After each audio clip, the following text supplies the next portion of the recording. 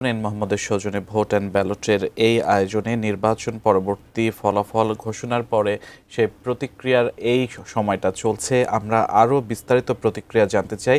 আমরা এখন news studio থেকে সরাসরি প্রোগ্রাম স্টুডিওতে যেতে চাই। সেখানে মাশরাইক শশী আমাদের জন্য অপেক্ষা করছেন এবং নির্বাচন পরবর্তী ফলাফলের প্রতিক্রিয়া নিশ্চয়ই তিনি আমাদের আমন্ত্রিত অতিথির মাধ্যমে আমাদেরকে জানাবেন। অসংখ্য ধন্যবাদ সিয়াম রেজওয়ান। দর্শক, আপনাদেরকে আমন্ত্রণ জানাচ্ছি ভোট অ্যান্ড ব্যালটের এই আয়োজনে। আজকে নির্বাচন পরবর্তী বিশ্লেষণে আমার সঙ্গে আছেন এই মুহূর্তে সিনিয়র সাংবাদিক মাহবুব কামাল। মাহবুব কামাল, আপনাকে আমন্ত্রণ জানাচ্ছি। 297 আসনের ফলাফল ইতোমধ্যে ঘোষিত হয়েছে। নির্বাচন কমিশন জানাচ্ছে যে 59.44% ভোট পড়েছে। আমি নিশ্চিতভাবেই জানি আপনাকে আজকে সারাদিনেও নিশ্চয়ই এই প্রশ্নের অনেক উত্তর দিয়েছেন। আমাদের দর্শকদের জন্য জানতে চাই, কেমন দেখলেন এই নির্বাচন? না, নির্বাচন তো ভালো হয়েছে যে আমরা তো অনেকে আশঙ্কা করতেছিলাম যে যে মবক্রেসির রাজত্ব চলতেছে সেই মবক্রেসির রাজত্বে নির্বাচন কি সহিংসতা কতটুকু হবে। হ্যাঁ, আমরা আশঙ্কা করতেছিলাম শান্তিপূর্ণ হবে কি না। এবং যেহেতু নির্বাচনটা ছিল ডু অর ডাই, মানে হয় মন্ত্রের সাধন না হয় শরীর পাতন, দুই পক্ষই। তো ফলে এরকম একটা ডু অর ডাই ইলেকশন, তারপরে আবার মবক্রেসির কালচার চালু আছে দেশে, কি হবে আমরা খুব আশঙ্কা করতেছিলাম। বাট মানে এটা খুবই ভালো খবর যে নির্বাচনে তেমন কিছু হয় নাই এবং নট এ সিঙ্গেল ক্যাজুয়ালিটি, একজনের নির্বাচন কেন্দ্রিক কেউ নিহত হয় নাই। নির্বাচন কেন্দ্রিক অনেক বড় একটা স্বস্তি। বড়, this for the first time in our history. দুই একজন কোনো না কোনো, সব নির্বাচনে দুই একজন না কিছু হয়েছে, বা লোকাল নির্বাচনগুলি তো আপনার অনেকেই মারা যেত আর কি। তো এটা একটু খুব ভালো। এবং যে কি বলে যে মানুষের উৎসাহ ছিল মানে এবং নির্বাচনটা আমার প্রথম আমার রিয়াকশন হয়েছে মানে ফলাফল ঘোষণার পরে, যে বিএনপির এত বড় বিজয়, এটা কি মানে ভালো হইলো না খারাপ হইলো। মানে বিজয় তো হওয়া উচিত ছিল, কিন্তু এত বড় বিজয়টা, কারণ আমি বলি কিছুক্ষণ আগে আমি যমুনা টেলিভিশনে বলতেছিলাম যে এই যে 2/3 মেজরিটি না, এটাকে ব্রুট মেজরিটি বলা যায়। 2/3 মেজরিটির অভিজ্ঞতা কিন্তু আমাদের ভালো না। ভালো ইন দি সেন্স, ওই যে লর্ড অ্যাক্টনের একটা কথা আছে, অ্যাবসুলুট পাওয়ার করাপ্টস, অ্যাবসুলুট পাওয়ার করাপ্টস অ্যাবসুলুটলি।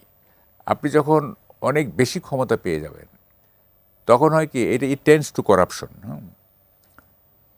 যেমন ধরেন 2001-এ আপনার বিএনপি ব্রুট মেজরিটি পেয়ে গেল, 2/3 মেজরিটি। ফলে আমরা দেখলাম যে বিএনপি নেতৃত্বের মাথা খারাপ হয়ে গেল। তখন আমরা কতগুলো এমন কিছু ঘটনা দেখলাম যেটা দুঃখজনক। যেমন ধরেন যে জঙ্গিবাদকে প্রশ্রয় দেওয়া, তারপরে মাইনরিটি ক্লিনজিং থেকে শুরু করে নানা রকম। এটা কেন হয়েছে? এই 2/3 মেজরিটি পাওয়ার পরে না, পুরো দেশ তো আমার, মানে বিএনপি নিতে ভাবছে সবাই এত আমাদের ভালোবাসে, সুতরাং এক ধরনের অথরিটি পেয়ে যায় যা খুশি করার।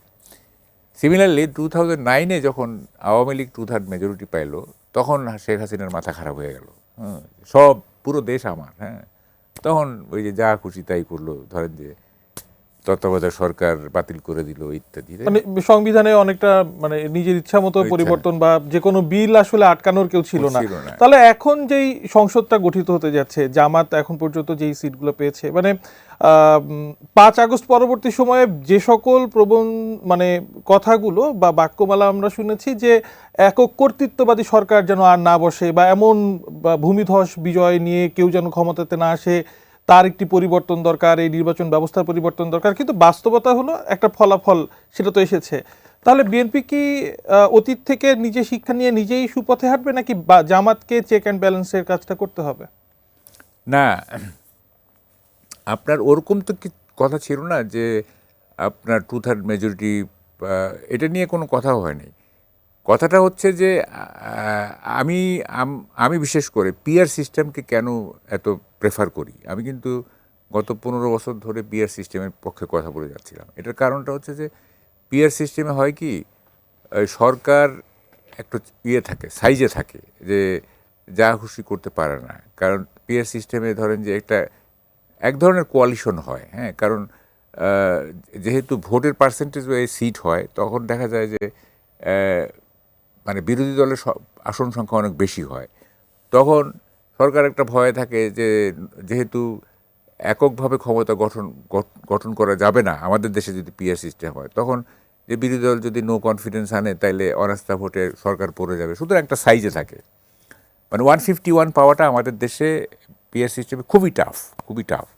সেই জন্যই আমরা চাইছিলাম যে পিআর সিস্টেমই হোক, তাইলে সবাই সাইজে থাকবে। কিন্তু ওটা তো আর হইল না। এখন যে আপার হাউসে একটা কথা উঠছে, তো যাই হোক, এখন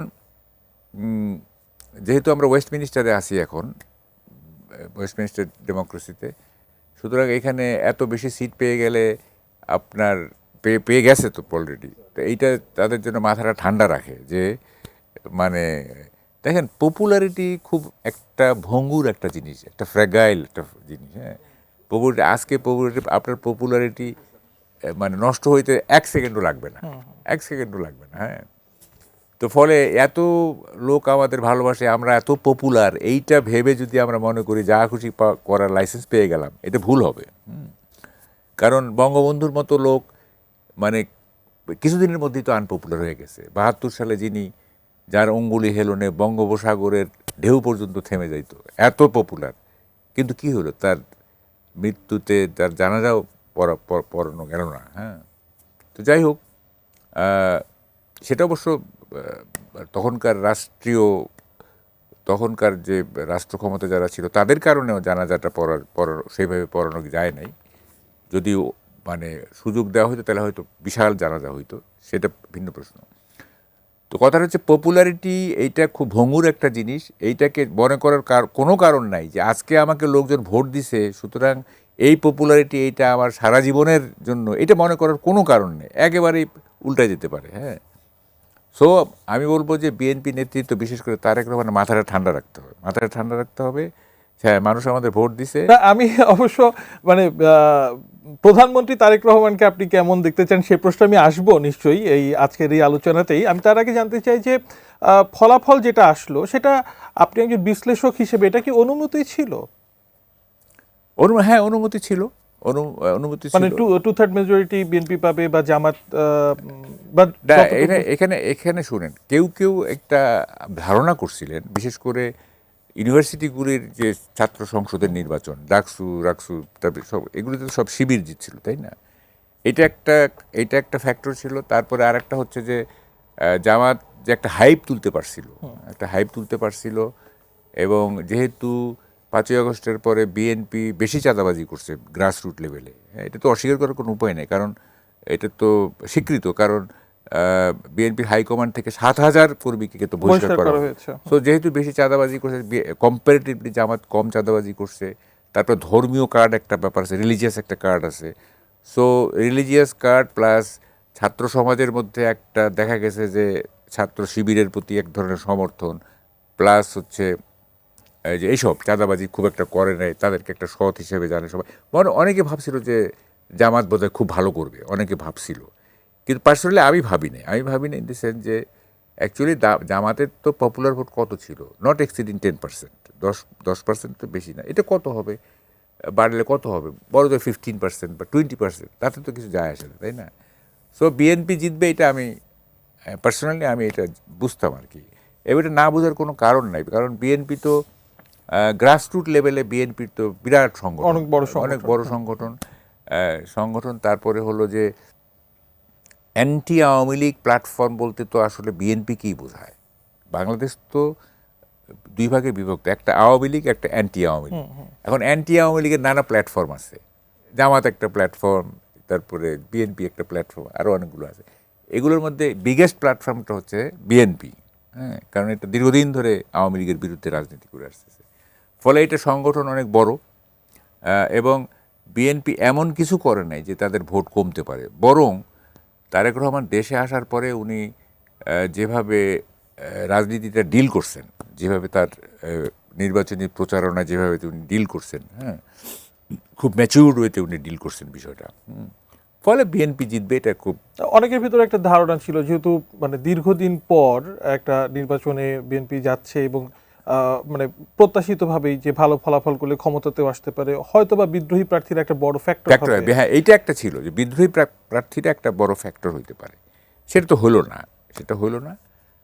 এবং মানে সেটা কি তারেক রহমান হতে দিলেন না তার নেতৃত্ব দিয়ে, নাকি মানে আপনার বিশ্লেষণটা কি না দাঁড়ালো না কিসের জন্য? ধারণা হলো যে মানুষ আসলে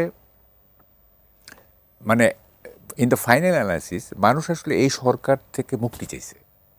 এটা একটা অনেকের নিঃশ্বাস বন্ধ হয়ে আসতেছিল, হ্যাঁ, যে এত মানে মানে অপশাসন এবং এত ললেসনেস, এত মবক্রেসি, মানুষের নিরাপত্তা নাই, অর্থনীতিও খারাপ, সব দিক থেকে খারাপ, তারপরে দেশ এরা বিক্রি করে দিচ্ছে কিনা এই ধরনের একটা পারসেপশন আছে, আমেরিকার কাছে বিক্রি করে দিচ্ছে না কতটা সেটা পরের ব্যাপার।